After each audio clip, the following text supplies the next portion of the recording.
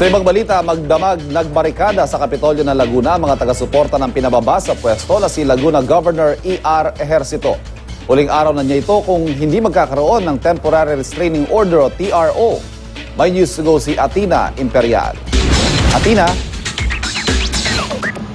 Ivan, hindi nga natinag sa pagbabantay ang mga taga-suporta ni Governor E.R. Ejercito at hanggang sa ngayon ay nandito pa rin sila sa Kapitolyo ng Laguna.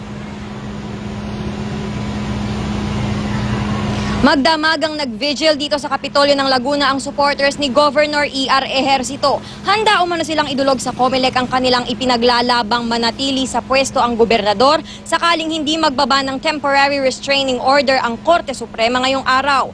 Pinabababa sa pagkagobernador ng Commission on Elections si Ejercito matapos mapatunayang sobra-sobra ang ginastos nito noong election 2013. Maraming mga tarpaulin na nagpapahayag ng pagsuporta ng iba't ibang organisasyon dito sa Laguna ang nakapaskil dito sa Kapitolyo. Sarado ang main gate at may mga harang na dump trucks pero maaari pa rin namang pumasok sa tarangkahan sa likuran. Kagabi nagdaos din ng misa rito sa Kapitolyo ang mga taga-suporta ng gobernador. Mamayang alas 10 raw, isang misa muli ang idaraos nila. Lahat po naman siguro ng kumandidato, first spend po talaga sila. Bakit si Gob lang yung nakikita nila?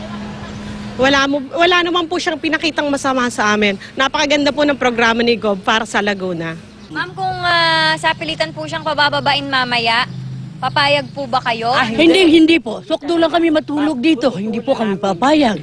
Dahil mawawalan kami ng mabait at masipag na gobernador once na gano'n. Siguro po naman sa COMELEC, mabibigyan po nila ng magandang desisyon yan.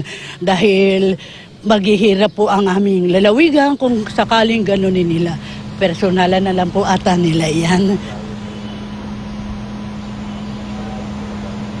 Ivan, ayon sa staff ni Governor dito, ay nandito siya ngayon sa kanyang tanggapan sa Kapitolyo at patuloy sa kanyang pagtatrabaho. Inaasahan ang pagkakaroon ng press conference ngayong araw. At yan muna ang pinakahuling balita mula rito sa Santa Cruz, Laguna. Ivan?